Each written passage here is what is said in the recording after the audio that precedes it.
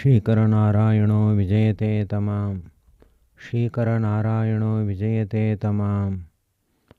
ಶ್ರೀಕರನಾರಾಯಣೋ ವಿಜಯತೆ ತಮಾಂ. ಶ್ರೀಕರನಾರಾಯಣ ದೇವರನ್ನು ಅನನ್ಯವಾಗಿ ಪ್ರಾರ್ಥನೆಯನ್ನು ಮಾಡ್ತಾ ಅವರ ಸನ್ನಿಧಾನವನ್ನು ಭದ್ರವಾದ ಹೃದಯ ಮಂಟಪದಲ್ಲಿ ಚಿಂತಿಸಿ ಶ್ರೀಕರನಾರಾಯಣ ದೇವರಿಗೆ ಸಾಷ್ಟಾಂಗ ನಮಸ್ಕಾರವನ್ನು ಸಲ್ಲಿಸಿ ಭ್ರೂಮಧ್ಯಕ್ಕೆ ಆಗಮಿಸಿ ಗರುಡ ಪಕ್ಷಿಯ ಮೇಲೆ ಕುಳಿತ ಲಕ್ಷ್ಮೀ ಸಹಿತರಾದ ಶ್ರೀಕರನಾರಾಯಣ ದೇವರ ಪಾದತಲಗಳಲ್ಲಿ ತಲೆಯನ್ನಿಟ್ಟು ನಮಿಸಿ ಧ್ಯಾನಾಸಕ್ತನಾಗಿ ತೆರೆದ ಕಣ್ಣುಗಳಿಂದ ಶ್ರೀಕರನಾರಾಯಣ ದೇವರ ಪಾದಗಳನ್ನೇ ನೋಡುತ್ತಾ ಮತ್ತೊಮ್ಮೆ ಅವರ ಆನಂದಭರಿತವಾದ ಕಣ್ಣುಗಳನ್ನು ವೀಕ್ಷಿಸುತ್ತಾ ಇವತ್ತಿನ ದಿವಸದ ಶ್ರೀಕರನಾರಾಯಣ ದೇವರ ಅವತಾರ ಸ್ವರೂಪರಾದ ಕೂರ್ಮಾವತಾರಿಗಳ ಚಿಂತನೆಯನ್ನು ಯಥಾಶಕ್ತಿ ಯಥಾಮತಿ ಮಾಡಲು ಉದ್ಯುಕ್ತನಾಗಿದ್ದೇನೆ. ಭುವನೇಶ್ವರ ಕ್ಷೇತ್ರದಲ್ಲಿ ಅನೇಕ ಪವಿತ್ರವಾದ ಸ್ಥಳಗಳಿವೆ. ಲಿಂಗರಾಜೇಶ್ವರ, ಮುಕ್ತೇಶ್ವರ, ಪರಶುರಾಮೇಶ್ವರ, ಹೀಗೆ ರುದ್ರದೇವರ ಸನ್ನಿಧಾನವನ್ನು ಹೊಂದಿರುವ ಪವಿತ್ರವಾದ ತಾಣಗಳು ಅನೇಕ ಇವೆ. ಸಕಲ ದೇವತೆಗಳು ಹಿಂದೊಮ್ಮೆ ಇಲ್ಲಿ ಬಂದು ಎಲ್ಲರೂ ಕೂಡ ತಪಸ್ಸನ್ನು ಮಾಡ್ತಿದ್ರಂತೆ. ಆದ್ದರಿಂದ ಗುಹೆಗಳ ಊರು ಎಂಬುದಾಗಿ ಇದು ಪ್ರಸಿದ್ಧಿಯನ್ನು ಪಡೆದಿದೆ. ಲಿಂಗರಾಜೇಶ್ವರನಿಂದ ಬಿಂದು ಸರೋವರದಲ್ಲಿ ಸ್ನಾನವನ್ನು ಪೂರೈಸಿ ಅನಂತ ವಾಸುದೇವನ ಸನಿಹಕ್ಕೆ ಬಂದು ಅಲ್ಲಿ ಕೂರ್ಮಾವತಾರದ ಚಿಂತನೆಯನ್ನು ಪ್ರಾರಂಭ ಮಾಡಿ ಅದೇ ಕೂರ್ಮರೂಪಿಯಾದ ಪರಮಾತ್ಮನ ಚಿಂತನೆಯಲ್ಲಿಯೇ ಇಂದು ಮುಕ್ತೇಶ್ವರನ ಸಮೀಪಕ್ಕೆ ತೆರಳುತ್ತಾ ಇದ್ದೇನೆ. ಮುಕ್ತೇಶ್ವರದ ಈ ದೇವಾಲಯವು ಅದ್ಭುತವಾಗಿದೆ. ಕುಶಲವಾದ ಕಲ್ಲಿನ ಶಿಲ್ಪಗಳು, ಶಿಖರಗಳು ವಿಜೃಂಭಣೆಯಿಂದ ಶೋಭಾಯಮಾನವಾಗಿವೆ. ಮುಕ್ತಿಯನ್ನು ಕೊಡುವುದಕ್ಕೋಸ್ಕರವೇ ರುದ್ರದೇವರು ಇಲ್ಲಿ ಮುಕ್ತೇಶ್ವರರಾಗಿ ನೆಲೆಸಿದ್ದಾರೆ. ಮುಕ್ತೇಶ್ವರ ದೇವಸ್ಥಾನವು ಭುವನೇಶ್ವರದ ರತ್ನ ಎಂದೇ ಪ್ರಸಿದ್ಧಿಯನ್ನು ಪಡೆದಿದೆ. ಪವಿತ್ರವಾದ ಅತ್ಯಂತ ಸ್ವಚ್ಛವಾದ ಪರಿಸರ. ರುದ್ರದೇವರು ನಮ್ಮ ಅಹಂಕಾರ ತತ್ವದಲ್ಲಿ, ವೈಕಾರಿಕ ಅಹಂಕಾರ ತತ್ವದ ಪ್ರಭೇದದಲ್ಲಿ ಅತ್ಯಂತ ಪರಿಶುದ್ಧವಾದ ಸ್ವರೂಪವನ್ನು ತಾಳಿರ್ತಾರೆ. ಹಾಗೂ ಶುದ್ಧವಾದ ರೀತಿಯಲ್ಲಿ ಅಹಂಕಾರವನ್ನು ನೀಡಿ ಮೋಕ್ಷಕ್ಕೆ ನಮ್ಮನ್ನು ಕರೆದುಕೊಂಡು ಹೋಗ್ತಾರೆ. ನಮ್ಮ ಅಹಂ ತತ್ವದ ಒಳಗೆ ಯಾವ ರುದ್ರದೇವರು ನೆಲೆಸಿದ್ದಾರೋ ಅವರೇ ಇಲ್ಲಿ ಮುಕ್ತೇಶ್ವರ ದೇವಾಲಯದಲ್ಲಿ ನೆಲೆಸಿದ್ದಾರೆ. ಪರಿಶುದ್ಧವಾದ ವಾತಾವರಣದಲ್ಲಿ ಎಲ್ಲ ಭಕ್ತರನ್ನು ಅನುಗ್ರಹಿಸುತ್ತಾ ಸನ್ನಿಹಿತರಾಗಿದ್ದಾರೆ. ತೋರಣ ಮಂಟಪದ ಒಳಗೆ ಧಾವಿಸಿ ಅಲ್ಲಿರುವ ಮುಕ್ತೇಶ್ವರ ದೇವಾಲಯಕ್ಕೆ ತೆರಳಿ ಆ ಮುಕ್ತೇಶ್ವರನ ಲಿಂಗವನ್ನು ದರ್ಶನ ಮಾಡುತ್ತಾ ಎದುರಿನಲ್ಲಿಯೇ ಕುಳಿತು ರುದ್ರದೇವರ ಹೃದಯ ಗುಹೆಯಲ್ಲಿ ಹನುಮಂತ ದೇವರನ್ನು ಚಿಂತಿಸುತ್ತಾ ಅವರ ಹೃದಯದಲ್ಲಿ ಶ್ರೀಕರನಾರಾಯಣ ದೇವರನ್ನು ತದೇಕಾಗ್ರ ಮನದಿಂದ ಕಾಣುತ್ತಾ ಆ ಶ್ರೀಕರನಾರಾಯಣ ದೇವರು ಯಾವ ಕೂರ್ಮ ಅವತಾರವನ್ನು ಮಾಡಿದರೋ ಅಂತಹ ಕೂರ್ಮರೂಪಿಯಾದ ಪರಮಾತ್ಮನ ಚಿಂತನೆಯನ್ನು ಮಾಡಲು ಉದ್ಯುಕ್ತನಾಗಿದ್ದೇನೆ. ಹಾಗೂ ನಾಳೆಯ ದಿವಸ ಈ ಕೂರ್ಮಾವತಾರದ ಚಿಂತನೆಯ ಸಮಾಪ್ತಿಯನ್ನು ಭಗವಂತನ ಕೂರ್ಮ ಕ್ಷೇತ್ರದಲ್ಲಿಯೇ ಪರಿಸಮಾಪ್ತಿಯನ್ನು ಮಾಡುವ ಹೆಬ್ಬಯಕೆಯನ್ನು ಕೂಡ ಹೊಂದಿದ್ದೇನೆ. ಸಮುದ್ರ ಮಥನಕ್ಕಾಗಿ ಶ್ರೀಕರನಾರಾಯಣ ದೇವರು ಆಗಮಿಸಿದ್ದಾರೆ. ಗರುಡ ಪಕ್ಷಿಯ ಮೇಲೆ ಕುಳಿತು ಮಂದರ ಪರ್ವತವನ್ನು ಹತ್ತಿ ತೆಗೆದುಕೊಂಡು ಬರುವ ಮೂಲಕವಾಗಿ ಎಲ್ಲ ದೇವದಾನವರಿಗೆ ಅನುಗ್ರಹವನ್ನು ಉಂಟು ಮಾಡಿದ್ದಾರೆ. ಎಲ್ಲರಿಗೂ ಅವರವರಿಗೆ ಯಾವ ಇಷ್ಟಾರ್ಥಗಳಿರುತ್ತೋ ಅದೆಲ್ಲವನ್ನು ನಾನು ಪೂರೈಸುತ್ತೇನೆಂಬ ಭರವಸೆಯ ಮಾತುಗಳನ್ನು ಕೂಡ ನೀಡಿದ್ದಾರೆ.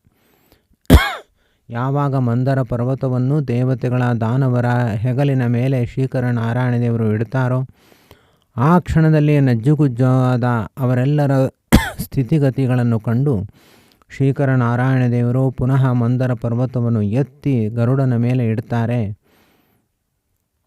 ಆಗ ನಮ್ಮಿಂದ ಈ ಕ್ಷೀರ ಸಮುದ್ರ ಮಥನ ಸಾಧ್ಯವಿಲ್ಲ ಅಂತ ದೇವದಾನವರು ಕೈಚೆಲ್ಲಿ ಕುಳಿತುಕೊಳ್ತಾರೆ.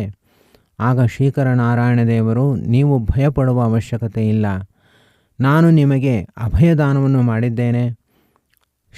ಕ್ಷೀರ ಸಮುದ್ರ ಮಥನವನ್ನು ಮಾಡಲು ನೀವು ಪ್ರಾರಂಭ ಮಾಡಿ, ಆಗ ನಾನು ನಿಮ್ಮ ಎಲ್ಲ ಸಮಸ್ಯೆಯನ್ನು ಕೂಡ ಪರಿಹಾರ ಮಾಡ್ತೀನಿ, ನಿಮ್ಮ ರಕ್ಷಣೆಗಾಗಿ ನಾನು ಬರ್ತೀನಿ ಎಂಬ ಭರವಸೆಯ ಮಾತುಗಳನ್ನು ದೇವರು ನೀಡಿದ್ದಾನೆ. ಹಾಗೆ ದೇವರ ಮಾತುಗಳನ್ನು ಕೇಳಿದ ಪ್ರತಿಯೊಬ್ಬ ದೇವದಾನವರಿಗೆ ಸಂತೋಷವಾಗಿದೆ, ವಿಶ್ವಾಸ ಬಂದಿದೆ, ಕ್ಷೀರ ಸಮುದ್ರ ಮಥನದ ಕಾರ್ಯದಲ್ಲಿ ಉತ್ಸುಕರಾಗಿದ್ದಾರೆ.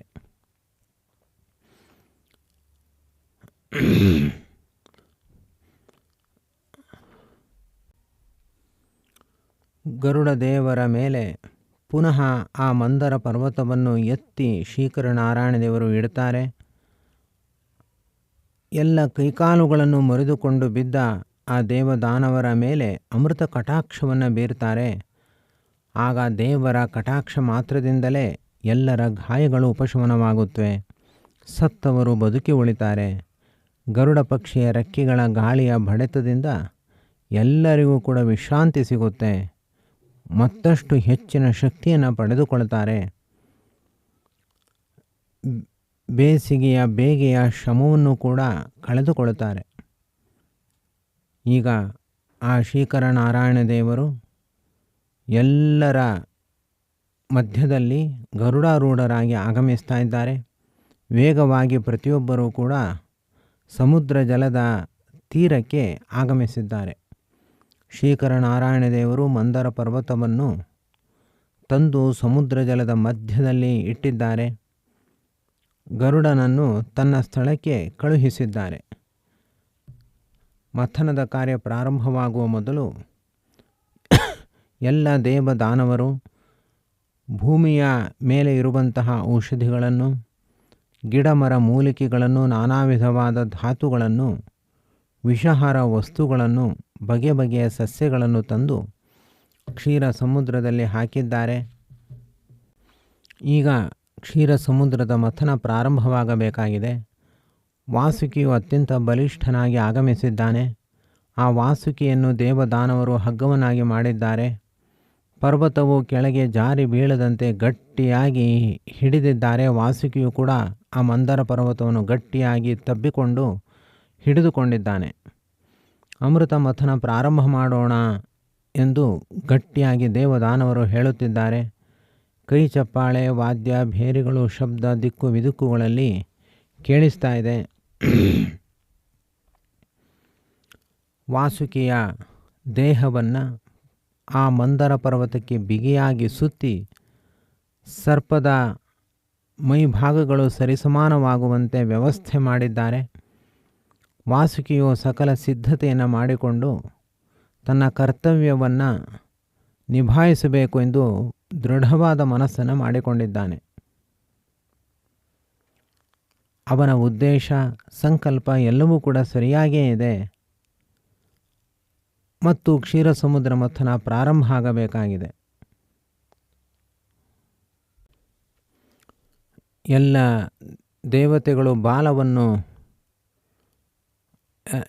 ದೇವತೆಗಳು ವಾಸುಕಿಯ ಹೆಡೆಯನ್ನು ಹಿಡಿದುಕೊಂಡು ಬನ್ನಿ ಮಥನ ಮಾಡೋಣ ಎಂದು ಕರೆತಿದ್ದಾರೆ. ಆದರೆ ದೈತ್ಯರು ಅದಕ್ಕೆ ಒಪ್ಪುತ್ತಾ ಇಲ್ಲ. ಅಮಂಗಳಕರವಾದ ಬಾಲವನ್ನು ನಮಗೆ ಕೊಟ್ಟು ಮಂಗಳಕರವಾದ ಹೆಡೆಯನ್ನು ನೀವು ಹಿಡಿದುಕೊಂಡಿದ್ದೀರಿ, ನಾವು ಅಮಂಗಳವಾದ ಬಾಲವನ್ನು ಮುಟ್ಟುವುದಿಲ್ಲ. ನಾವು ವೇದಾಧ್ಯಯನ ಮಾಡಿದ್ದೇವೆ, ಸದಾಚಾರ ಸಂಪದ್ಭರಿತರಾಗಿದ್ದೇವೆ, ನಾವು ನಿಮಗಿಂತ ಶ್ರೇಷ್ಠರಾಗಿದ್ದೇವೆ, ಆದ್ದರಿಂದ ನಮಗೆ ಬಾಲದ ಭಾಗ ಬೇಡ ಅಂತ ಕೂಗ್ತಾ ಇದ್ದಾರೆ.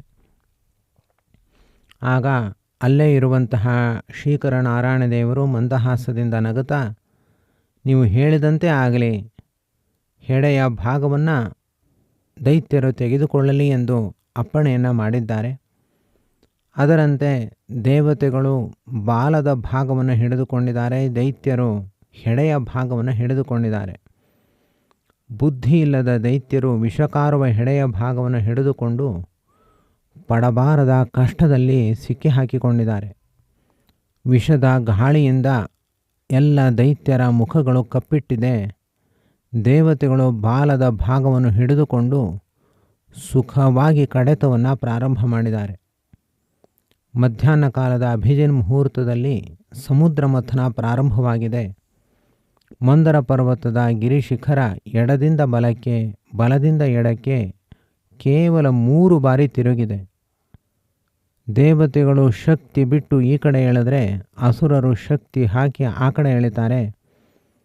ಒಂದೇ ಗತ್ತು ಒಂದೇ ಲಯ. ಮಂದರ ಪರ್ವತ ಎಲ್ಲಿ ಬೀಳುತ್ತೋ ಎಂಬ ಭಯ ಆಗಲೇ ಎಲ್ರಿಗೂ ಕೂಡ ಆವರಿಸಿದೆ. ತುಂಬ ನಾಜೂಕಾಗಿ, ಬಹಳ ಏಕಾಗ್ರ ಮನಸ್ಸಿನಿಂದ ಭಾರವಾದ ಪರ್ವತವನ್ನು ನಿಧಾನವಾಗಿ ಕಡಿತಾ ಇದ್ದಾರೆ. ಎಲ್ಲರಿಗೂ ಸಂಭ್ರಮ. 3-4 ಬಾರಿ ಅದು ತಿರುಗಿದಾಗ ಸಂಭ್ರಮವೋ ಸಂಭ್ರಮ. ದಿಕ್ಕು ವಿದಿಕ್ಕುಗಳಲ್ಲಿ ಜಯಕಾರ, ಮಂಗಳ ಘೋಷ ನಡೀತಾಲೇ ಇದೆ. ಅಷ್ಟರಲ್ಲಿ ಮಂದರ ಪರ್ವತ ನಿಧಾನವಾಗಿ ಕಳಚಿಕೊಂಡು ಒಳಗಡೆ ಜಾರಲಿಕ್ಕೆ ಪ್ರಾರಂಭ ಮಾಡಿದೆ. 3-4 ಬಾರಿ ಕಡಿದಿದ್ದೇ ತಡ ಇಡೀ ಆ ಬಂಗಾರದ ಪರ್ವತ ಸಮುದ್ರದ ಅಂತರಾಳಕ್ಕೆ ಇಳಿದು ಮುಳುಗೇ ಹೋಯಿತು. ದೇವದಾನವರ ಕೈಯಲ್ಲಿ ವಾಸುಕಿ ಮಾತ್ರ ಉಳಿದ. ವಾಸುಕಿಗೆ ಒಂದು ಕ್ಷಣ ನಿಟ್ಟುಸಿರು ಬಿಡುವಂತಾಯಿತು. ಅವನ ಭಾರ ಸಮುದ್ರದ ಒಳಗೆ ಇಳಿದು ಹೋಯಿತು. ವಾಸುಕಿ ಸುಧಾರಿಸಿಕೊಳ್ತಾನೆ. ಆಗ ದೇವದಾನವರು, ಅಯ್ಯೋ ನಾವು ಗಣಪತಿ ಪೂಜೆ ಮಾಡಲಿಲ್ಲ, ಅದಕ್ಕೆ ಈ ಥರ ಆಯಿತು, ವಿಘ್ನೇಶ್ವರನೇ ಬಹುಶಃ ವಿಘ್ನವನ್ನು ಉಂಟು ಮಾಡಿರ್ಬೋದು ಎಂಬುದಾಗಿ ಚಿಂತಾಕ್ರಾಂತರಾಗಿದ್ದಾರೆ. ದೇವದಾನವರೆಲ್ಲರೂ ಕೂಡ ಸಮುದ್ರ ತಟದಲ್ಲಿ ತಲೆ ಮೇಲೆ ಕೈಹೊತ್ತು ಕುಳಿತಿದ್ದಾರೆ. ದೇವತೆಗಳು ಪರಮಾತ್ಮನನ್ನು, ಶ್ರೀಕರನಾರಾಯಣ ದೇವರನ್ನು ಮೊರೆ ಹೊಂದಿದ್ದಾರೆ. ನೀನು ನಿಂತು ಅಮೃತ ಮಥನವನ್ನು ಮಾಡಿದರೆ ಮಾತ್ರ ಅಮೃತ ದೊರೆಯುತ್ತೆ. ನಮ್ಮಿಬ್ಬರಲ್ಲಿ ಅಂತಹ ಶಕ್ತಿ ಸರ್ವಥಾ ಇಲ್ಲ. ಹೀಗೆ ತಮ್ಮಲ್ಲಿರುವ ಅಹಂಕಾರ ಮಮಕಾರಗಳನ್ನು ಪೂರ್ಣವಾಗಿ ಪರಿತ್ಯಾಗ ಮಾಡಿ ಪರಮಾತ್ಮನಲ್ಲಿ ಶರಣಾಗತರಾಗಿದ್ದಾರೆ. ದೇವತೆಗಳ ಪ್ರಾರ್ಥನೆಯನ್ನು ಪರಮಾತ್ಮ ಸ್ವೀಕಾರ ಮಾಡಿದ್ದಾನೆ. ಎಲ್ಲ ದೇವತೆಗಳಿಗೆ ಅನುಗ್ರಹವನ್ನು ಮಂದಹಾಸದಿಂದಲೇ ಮಾಡಿದ್ದಾನೆ. ಎಲ್ಲ ದೈತ್ಯರು ದೇವತೆಗಳನ್ನು ನಿಂದನೆ ಮಾಡಲಿಕ್ಕೆ ಪ್ರಾರಂಭ ಮಾಡಿದ್ದಾರೆ. ಬುದ್ಧಿ ಇಲ್ಲದ ಈ ದೇವತೆಗಳ ಸಂಪರ್ಕವನ್ನು ಹೊಂದಿ ಇಲ್ಲದ ಆಸೆಯನ್ನು ಕಟ್ಟಿಕೊಂಡು ನಾವು ಹತಾಶರಾದೆವು, ಈ ಅಮೃತ ಮಥನ ನಮ್ಮಿಂದ ಸಾಧ್ಯವಿಲ್ಲ, ನಾವೆಲ್ಲರೂ ನಮ್ಮ ಲೋಕಕ್ಕೆ ತೆರಳೋಣ, ಹೀಗೆ ದೇವತೆಗಳನ್ನು ಬೈಯುತ್ತಾ ನಿಂದಿಸುತ್ತಾ ತಲೆಯ ಮೇಲೆ ಕೈ ಹೊತ್ತುಕೊಂಡು ಕುಳಿತಿದ್ದಾರೆ. ಅಮೃತ ಮಥನ ಕೆಲಸವು ಸಾಧ್ಯವೇ ಇಲ್ಲ ಅಂತ ತೀರ್ಮಾನ ಮಾಡಿ ಕುಳಿತಾಗ ದೇವತೆಗಳು ಕೂಡ ದಿಗ್ಭ್ರಾಂತರಾಗಿ ದೇವರನ್ನು ಪ್ರಾರ್ಥನೆ ಮಾಡಿದಾಗ ಇದ್ದಕ್ಕಿದ್ದಂತೆ ಒಂದು ಘಟನೆ ನಡೆದಿದೆ. ಅದುವೇ ಅದ್ಭುತ, ಅತ್ಯದ್ಭುತ. ಹಾಲಿನ ಸಮುದ್ರದ ತಳದಲ್ಲಿ, ಕಾಣದ ಆಳದಲ್ಲಿ, ಅಂತರಾಳದಲ್ಲಿ ಒಂದು ವಿಚಿತ್ರ ಘಟನೆ ನಡೀತಾ ಇದೆ. ಲಕ್ಷ ಯೋಜನದ ವಿಸ್ತಾರದ ಒಂದು ಆಮೆ ಒಡಮೂಡುತ್ತಿದೆ. ಸಮುದ್ರದ ತೆರೆಗಳು ಉಕ್ಕಿ ಮೇಲೆ ಬರುತ್ತಿದೆ. ಆಮೆಯ ಕೊನೆ ಕಾಣಲು ಸಾಧ್ಯವೇ ಇಲ್ಲದಂತಾಗಿದೆ. ಅಚಿಂತ್ಯದ ವಸ್ತು ಆ ಕ್ಷೀರ ಸಮುದ್ರದ ಅಂತರಾಳದಲ್ಲಿ ಮಿಂಚುತ್ತಾ ಇದೆ. ಸಮುದ್ರದಿಂದ ಎಲ್ಲಿಲ್ಲದ ಪ್ರಕಾಶ ಹೊರಹೊಮ್ಮುತ್ತಾ ಇದೆ. ಇಂದ್ರ, ಬೃಹಸ್ಪತಿ, ಸೂರ್ಯಚಂದ್ರ ಎಲ್ಲರೂ ಕೂಡ ಕ್ಷೀರ ಸಮುದ್ರದ ಅಂತರಾಳವನ್ನು ಮಂಡಿ ಊರಿ ಬಗ್ಗಿ ಬಗ್ಗಿ ನೋಡ್ತಾ ಇದ್ದಾರೆ. ಒಳಗಿನಿಂದ ಬುಳು ಬುಳು ಶಬ್ದ ಆಗ್ತಾ ಇದೆ. ಬಿಸಿಯುಸಿರ ಉದ್ಬುದ್ಧತಗಳು ಹೊರ ಬರ್ತಾ ಇದೆ. ಅನೇಕ ಬ್ರಹ್ಮಾಂಡಗಳನ್ನು ಹೊರಚೆಲ್ಲುವಂತೆ ಭಾಸವಾಗ್ತಾ ಇದೆ.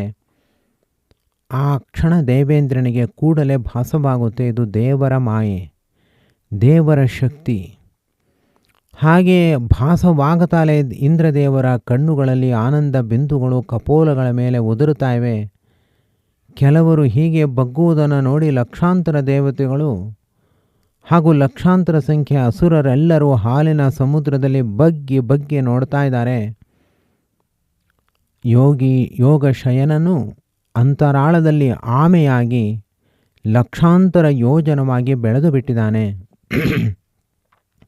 ಬೃಹದಾಕಾರದ ಕೂರ್ಮದ ಚಿಪ್ಪು ಉಬ್ಬಿ ವಿಚಿತ್ರವಾಗಿ ಸಮುದ್ರದಲ್ಲಿ ವ್ಯಾಪಿಸಿದೆ. ಆ ಆಮೆಯ ಬೆಳಕಿನಿಂದ ಸಮುದ್ರದ ಅಂತರಾಳದಿಂದ ಒಂದು ವಿಚಿತ್ರವಾದ ಕಾಂತಿ ಹೊರಹೊಮ್ಮುತ್ತಾ ಇದೆ. ಒಮ್ಮೆ ಆ ಆಮೆ ಉಸಿರಾಡುತ್ತೆ, ಆಟವಾಡುತ್ತೆ. ಆ ಉಸಿರಿನ ಬಿಸಿಗೆ ಸಮುದ್ರವೇ ಬಿಸಿಯಾಗಿದೆ. ಎಲ್ಲ ದೇವತೆಗಳು ಬೆರಗಾಗಿ ಈಗ ಕೈ ಜೋಡಿಸಿ ನಿಂತಿದ್ದಾರೆ. ಭಗವಂತನು ಕೂರ್ಮನಾಗಿದ್ದಾನೆ. ಭಗವಂತನು ಕೂರ್ಮಾವತಾರವನ್ನು ಸ್ವೀಕರಿಸಿದ್ದಾನೆ. ಪರಮಾತ್ಮನು ಕೂರ್ಮಾವತಾರಿಯಾಗಿ ಅವತಾರ ಮಾಡಿದ್ದಾನೆ. ಹೀಗೆ ಘೋಷಣೆಯನ್ನು ಮಾಡುತ್ತಾ ಇದ್ದಾರೆ. ಇನ್ನು ಕೆಲವರು ಮಹಾಕೂರ್ಮಾವತಾರ ಅಂತ ಹೇಳಿ ಅಂತ ಘೋಷಣೆ ಮಾಡ್ತಾ ಇದ್ದಾರೆ. ಬಿದ್ದ ಮಂದರ ಪರ್ವತವನ್ನು ಗಿರಿರಕ್ಷಕನಾಗಿ ಎತ್ತಲು ಮಹಾಕೂರ್ಮ ಸ್ವರೂಪಿಯಾದ ಕರುಣಾಮಯ ಪರಮಾತ್ಮನು ಆಗಮಿಸಿದ್ದಾನೆ. ಭಕ್ತಿಯಿಂದ ಮಹಾಕೂರ್ಮನನ್ನು ಸ್ತೋತ್ರ ಮಾಡ್ತಾ ಇದ್ದಾರೆ. ಪರಮಾತ್ಮನ ಕಾರುಣ್ಯವನ್ನು ನೆನೆದು ಆನಂದದ ಹನಿಗಳನ್ನು ಕಣ್ಣುಗಳಿಂದ ದೇವತೆಗಳು ಚೆಲ್ಲುತ್ತಿದ್ದಾರೆ. ಆ ಮಹಾಕೂರ್ಮನ ಬೆನ್ನು 1,00,000 ಯೋಜನದಷ್ಟು ವಿಸ್ತಾರವಾಗಿದೆ. ತಾನಾಗಿಯೇ ಪರ್ವತದಡಿಗೆ ಆಗಮಿಸಿದ್ದಾನೆ. ತನ್ನ ಕಠೋರವಾದ ಬೆನ್ನನ್ನು ಪರ್ವತದ ಅಡಿಯಲ್ಲಿ ಕೊಂಡೊಯ್ದು ತಾನೇ ಆ ಬೆನ್ನಿನ ಸಹಕಾರದಿಂದ ಪರ್ವತವನ್ನು ಎಬ್ಬಿಸಿ ತನ್ನ ಬೆನ್ನಿನ ಮೇಲೆ ಹಾಕಿಕೊಂಡಿದ್ದಾನೆ. ಆ ಬೆನ್ನಿನ ಮೇಲೆ ಮಂದರ ಪರ್ವತವನ್ನು ಇಟ್ಟುಕೊಂಡು ಮಹಾಕೂರ್ಮ ತನ್ನ ಬೆನ್ನಿನ ಚಿಪ್ಪನ್ನು ಎತ್ತಿ ಮೇಲೆ ಇಟ್ಟಿದ್ದಾನೆ. ಏರಿ ಬರುತ್ತಿದ್ದಾನೆ.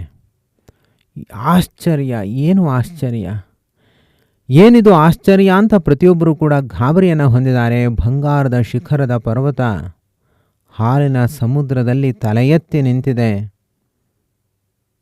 ಸಮುದ್ರ ಮಥನ ನಮ್ಮಿಂದ ಸಾಧ್ಯವೇ ಇಲ್ಲ ಎಂಬ ಆಸೆಯ ಸೌಧವನ್ನೇ ಮುಳುಗಿಸಿದ ದೇವತೆಗಳ ಆಶಾ ಗೋಪುರ ಈಗ ಮುಗಿಲೆತ್ತರಕ್ಕೆ ಎದ್ದಿದೆ. ಮಧ್ಯಾಹ್ನದ ಬಿಸಿಲಿನಲ್ಲಿ ಆ ಪರ್ವತ ಮತ್ತಷ್ಟು ಕಾಂತಿಯಿಂದ ಬೆಳಗುತ್ತಾ ಇದೆ. ದೇವತೆಗಳೆಲ್ಲರೂ ಕೂಡ ಚಪ್ಪಾಳೆ ಹೊಡೆದು ಜಯಕಾರ ಹಾಕ್ತಿದ್ದಾರೆ. ಗಂಧರ್ವರು ಹಾಡಿದ್ದಾರೆ, ಅಪ್ಸರೆಯರು ಕುಣಿದಿದ್ದಾರೆ. ಭಗವಂತನ ಅವತಾರದ ಚರಿತ್ರೆಯನ್ನು ಹಾಡಿದ್ದಾರೆ, ಪಾಡಿದ್ದಾರೆ. ಆದರೆ ದೈತ್ಯರು ಮೂಕ ವಿಸ್ಮಿತರಾಗಿ ಸುಮ್ಮನೆ ತೆಪ್ಪಗೆ ನಿಂತಿದ್ದಾರೆ. ವಿಲೋಕ್ಯ ವಿಘ್ನೇಶ ಗತಿಂ ತದೇಶ್ವರೋ ದುರಂತ ವೀರ್ಯೋ ವಿತಥಾಭಿಸಂಧಿಃ ಕೃತ್ವಾ ವಪುಃ ಕಾಚ್ಛಪಮದ್ಭುತಂ ಮಹತ್ ಪ್ರವಿಶ್ಯತೋಯಂ ಗಿರಿಮುಜ್ಜಹಾರ.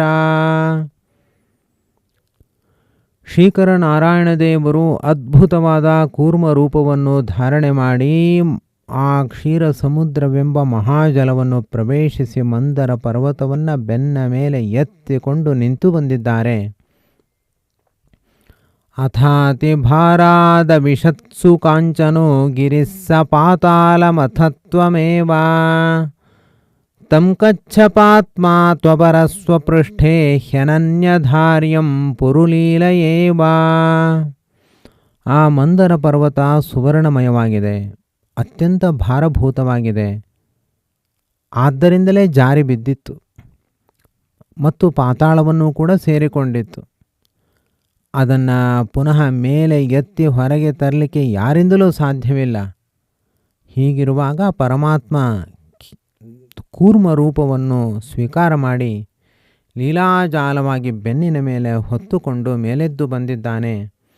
ಇಂತಹ ಕೂರ್ಮ ಸ್ವರೂಪಿಯಾದ ಆ ಪರಮಾತ್ಮನ ಪಾದಕಮಲಗಳಲ್ಲಿ ಅನನ್ಯವಾದ ಭಕ್ತಿಯನ್ನು ಮಾಡಿ ಆ ಶ್ರೀಕರ ನಾರಾಯಣ ದೇವರು ಆ ಕ್ಷೀರ ಸಮುದ್ರದ ತಟದಲ್ಲಿ ನಿಂತು ಯಾವ ಈ ಸಂಕಲ್ಪವನ್ನು ಮಾಡಿ ಕೂರ್ಮ ಸ್ವರೂಪವನ್ನು ಸ್ವೀಕಾರ ಮಾಡಿದರೋ ಅಂತಹ ಕೂರ್ಮರೂಪಿಯೇ ಆಗಿರುವಂತಹ ಶ್ರೀಕರ ನಾರಾಯಣ ದೇವರ ಪಾದಕಮಲಗಳನ್ನು ಚಿಂತಿಸುತ್ತಾ ಭ್ರೂ ಮಧ್ಯಕ್ಕೆ ಆಗಮಿಸಿ ಅಲ್ಲಿರುವ ಶ್ರೀಕರ ನಾರಾಯಣ ದೇವರನ್ನು ಧ್ಯಾನ ಮಾಡುತ್ತಾ ಭದ್ರವಾದ ಹೃದಯ ಮಂಟಪಕ್ಕೆ ಆಗಮಿಸಿ ಅಲ್ಲಿರುವ ಶ್ರೀಕರ ನಾರಾಯಣ ದೇವರನ್ನು ಸ್ತುತಿಸಿ ಧ್ಯಾನಿಸಿ ಆರಾಧಿಸಿ ಈ ಯಾವ ದೇಹ ನನ್ನ ಮನೆಯಲ್ಲಿ ಇದೆಯೋ ಈ ಮನೆಯ ದೇವರ ಮಂಟಪದಲ್ಲಿಯೂ ಶ್ರೀಕರ ನಾರಾಯಣ ದೇವರೇ ವಿರಾಜಮಾನರಾಗಿದ್ದಾರೆ, ಅವರಿಗೆ ಧ್ಯಾನ ಕುಸುಮವನ್ನು ಸಮರ್ಪಣೆ ಮಾಡಿ ಇವತ್ತಿನ ದಿವಸದ ಈ ಧ್ಯಾನವನ್ನು ಭಕ್ತಿ ಕುಸುಮವನ್ನಾಗಿ ಅವರ ಪಾದಕಮಲಗಳಲ್ಲಿ ಸಮರ್ಪಿಸುತ್ತಿದ್ದೇನೆ. ಶ್ರೀಕೃಷ್ಣಾರ್ಪಣಮಸ್ತು.